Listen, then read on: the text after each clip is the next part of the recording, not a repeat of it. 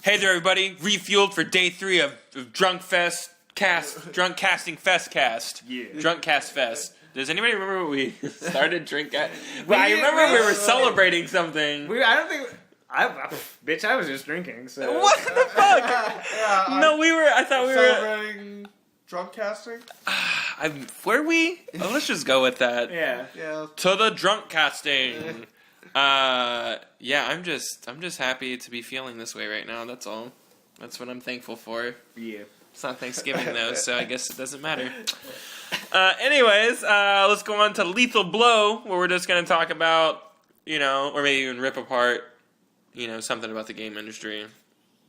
This week, talk about camera controls and just bad camera controls and just bad controls in general.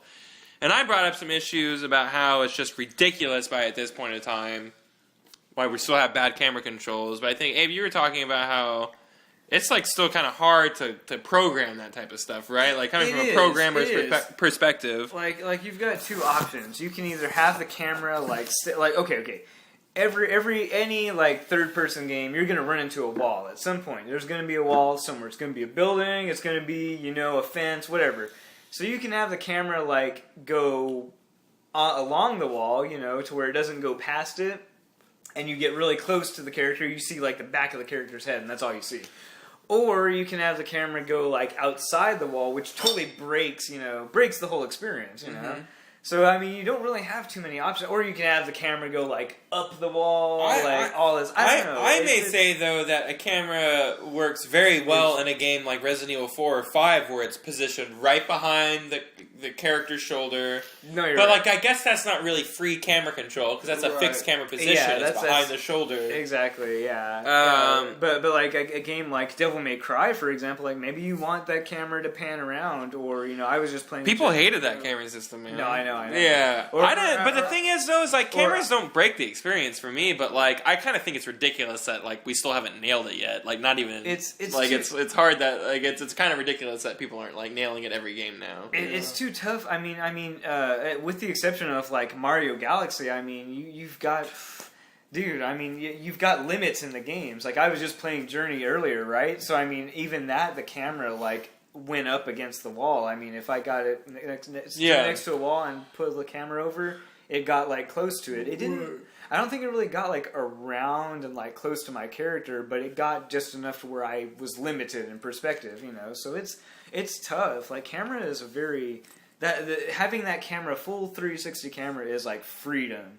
And having freedom in a world of limitations is really tough. Well, you just came from playing Metal Gear Solid 2, that was a fixed camera angle, which you could go into first-person view and then view it freely, but for the most part it was fixed. And then to Metal Gear Solid 3, which standard now is you can control it everywhere. Yeah, exactly. Yeah. And to tell you the truth, one of the biggest challenges going back and playing through 2 again was adjusting to those fixed camera restrictive controls. Yeah, it wasn't necessarily a case of bad just because it was done in a very intentional way.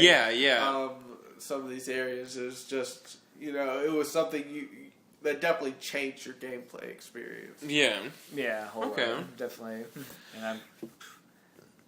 Bad controls come up a lot, though. Cameras issues aside, like I was saying, those experiences don't break an experience for me. The camera's bad.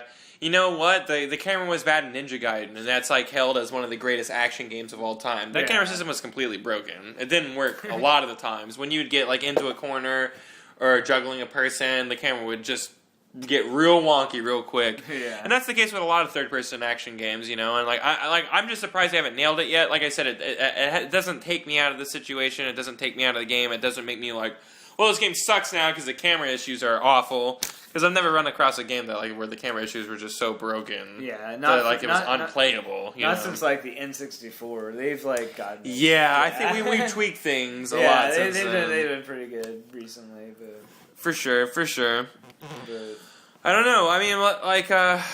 Do y'all think that camera controls and camera issues are gonna be a problem for much longer, or is that gonna be something we're battling with forever in the 3D space, or do you think we'll get it at some point? I can imagine we'll get it when we start having projected systems, but I mean that's really tough. Like again, just you don't think you can do it on a flat screen? You think you have to have like an extra perspective to get it right? Just coming from like a 3D animating programming standpoint, that's really challenging. Like the only games out there that do not have camera issues are first person shooters because you're in that view, Yeah, if you've got camera issues in a first-person shooters, you need to not develop games. Yeah, I would quit. But, so it's a challenge. That's something else. But I think we're talking about controls too. That's.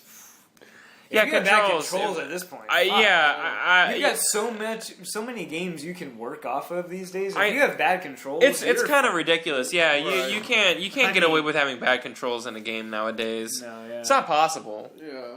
Fuck off. Like if you got bad controls, seriously, that should be the number one thing that's good about your game. And way I may bite my tongue and say like a game like Alpha Protocol or something like that may not have the best controls in the entire world, not have the tightest. They work. They're acceptable. They're middle range at the bar, at workable. You know what I mean? It doesn't do anything extraordinary, but doesn't break. So that there's a middle spectrum to have, and you can I'm not saying go for that. I'm not saying go for the bar for sure, because that game could have been so much more amazing if it went past the bar. But bad controls in this day and age it's not acceptable. Right. Fuck, that's ridiculous. You get your grip. Yeah, no. I need to have like a fluid gaming experience, something I'm not like. Yeah. Just. Not getting the amount of control or not getting the degree of feel for my character that I want, it completely takes you out of it. Yeah. Well, all right. Well, let's talk game peripherals a bit, guys. When it's necessary, when it's not necessary. And there's been a myriad of plastic little gadgets that we've bought to attach to our systems throughout the pantheon of our video game careers. Yeah. So, when is it appropriate? And when is it not? I'm going to tell you the only time it's ever appropriate. And it's only been one time. And I'm going to stick to my guns on this one. Okay. Because I'm drunk. And that's the Rock Band drum set. It's the only fucking time that it's appropriate. Ever. Okay. I don't play the guitar. I don't mind it. I think it works. So that works too. But I'm just saying, personally for me, the Rock Band... drum set is the coolest fucking peripheral ever in the entire world. I've never felt like I was a part of the rhythm game scene until I never even thought I could keep a rhythm on drums like that. And I'm extremely good at that at the drums, in Rock Band. It's ridiculous. I don't play it anymore. I don't even own it anymore. You know why? It takes up a shit ton of space, which is kind of my problem with these fucking plastic peripherals. Is how many are gonna come out, and how many do we have to buy, and how many do you think that we're gonna store? It's just we're running out of space here, and I guess that's why Kinect exists, but Kinect sucks dick too, so it's just there's no fucking right way to do interactive gaming. But back on subject, I don't know. I really thought the Rock Band drums were really fucking cool. No, they were really good. They were good. I mean, the Rock Band drums, they worked on the Guitar Hero that came afterwards. So you didn't have to throw shit away. And the Guitar Hero drums worked on the Rock Band drums. Did they? I didn't know it was all cross like that. That's I think the Guitar Hero had the cymbals, which was cool. But their drumming songs sucked though. Yeah, they picked their songs. There was nothing for drums. But the peripheral works between the two. I bought the Guitar Hero thing, the Guitar Hero set, and that worked on Rock Band. So that was cool. I didn't have to throw it out or get an extra one or whatever. So, I just remember being able to play Beethoven's Cunt from Serge Tankian on the drums. And that was it. You had me. I was done. But I don't know. Is there any time, Ryan, that you have just this plastic fake peripheral feels right to me right now? In terms of, I really wish, because there used to be a time where I would go through and I'd read all the games coming out with the PSI or the Kinect and how they were going to, run off the hand motions. And, all those sound really great, and I wanted to get into that whole era of gaming, but I just came across the realization pretty swiftly that the technology just isn't where I want it to be. No, it's not a hoping and reaching at this point. Yeah. So, I wish I could participate in that whole, sphere of gaming, but we're just gonna have to wait, and that's gonna be the next time. Were you in any of the Guitar Heroes or anything like that? I like Guitar Hero. I enjoyed Rock Band as well. I never got too deep into it. I had a lot of fun. I beat it.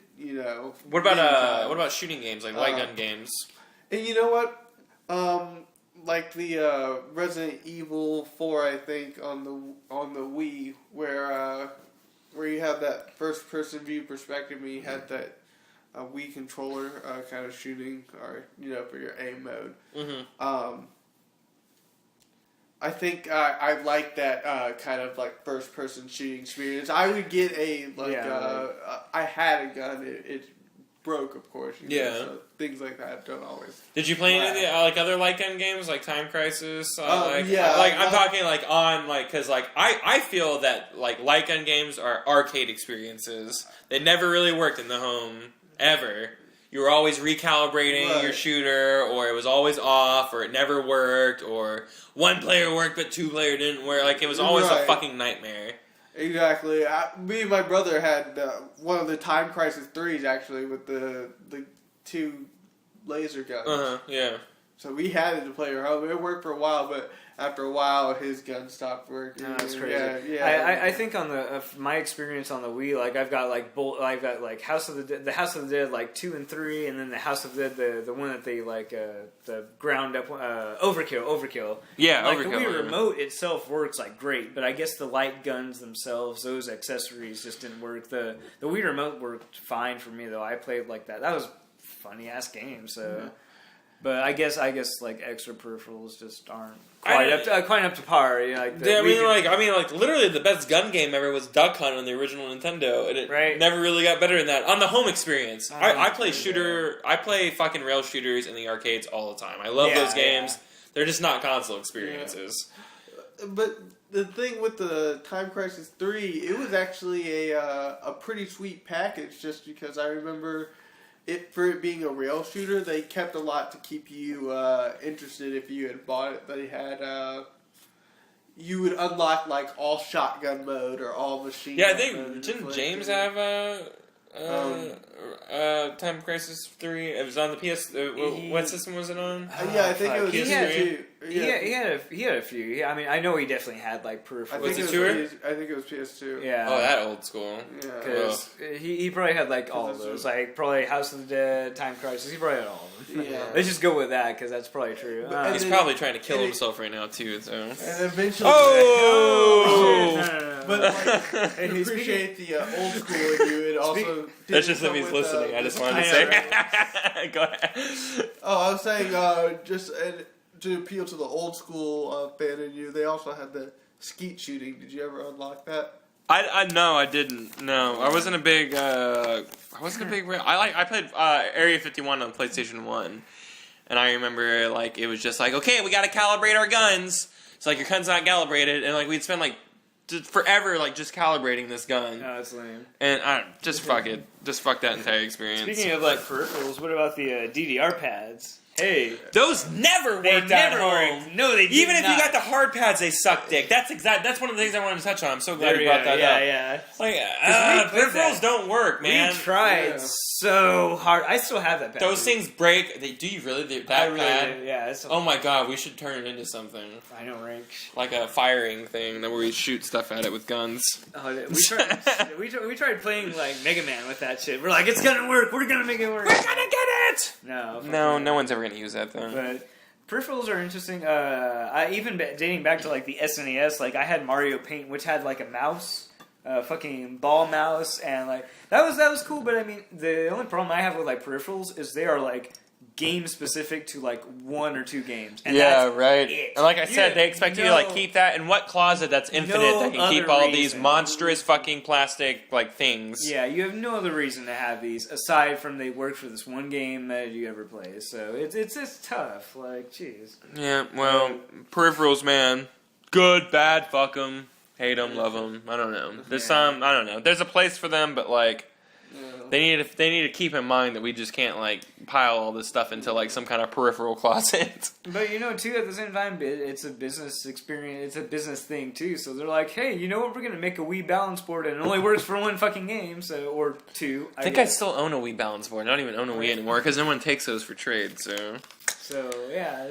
Woo! All right, the hyperbolic dream chamber where we jump in and we dream up some shit. It never happens. But it's going to happen now, right here, where we live it and talk it. And we're talking about video game parents. We're talking about moms and dads, mentors, anything that would make a good father or mother figure. Pair them up, different games, whatever. Make the best kid, and that's you. Who's your parents? Go ahead. Okay. Ryan. For my mom, best badass teacher, or one of the best. One character that always had a soft spot in my heart. But Quistis from Final Fantasy VIII. Okay. I love it. No, I like wow, her. Yeah, that's a really good choice. Wow. Good one. Dad, Commander Shepard. Okay, well, your Commander Shepard's you, though. Right? Yeah. Exactly. Exactly. That's true. Yeah. A lot of genes got passed down to that Commander Shepard. That's awesome. No, it really good with the mom pick. Really. I like that. Yeah. Yeah. She was probably, aside from Squall, she was probably my favorite character in Final Fantasy. Wow. Yeah. No, when I played through it the second time, I'm like, I'm waiting for it my second time. Dude, yeah. go through it. Again. I can buy it tonight and start playing it if I need to. Totally awesome. Just go through it, dude. What about you, Abe? Okay, I wasn't really sure if it was like same game or what, but I just picked from Wind Waker. We were talking about that yesterday or whatever the fuck. Yeah. Wait. Yeah. Never mind. I'll give that up. Yeah. Link's grandmother, and then the dude. Link's grandmother. Okay. And then the dude the same dude on the same island. Teaches you how to sword play. Okay. He it'd be weird that he's fucking your grandmother, but that's fine. hey, they're both old dudes. They're both old. Hey, old people need love too, man. Yeah, that's gross, Abe. Hey. No, they don't. Yeah, they've had a life full of love. Okay, they need more. Okay, well, we're drunk here, dude. They need more. You had to remind me. We're drunk, all right? Okay, I dig that. No, those are good choices. For my mother, I picked the mom from Pokemon Red and Blue. She was very loving. And she allowed you to leave the house at 13 years old to travel the world with monsters in your pocket to rule everything. And she checked up on you often. She was very lovely. She was a lovely lady. So yeah, she'd be my mother. And my father, Jet from Final Fantasy X. Because he was preparing you, he was hardening you up by being a complete cynical asshole piece of shit. He was just making you hard. So you could save the world, pretty much. I mean, to save multiple universes, pretty much. Like, that's a good fucking father, all right? That's what a father should do. He's not supposed to be your friend, He's supposed to toughen you up, make you a man, Make you hard like that. And there's no one that's gonna hard like this cider I'm drinking right now, which is an oxymoron.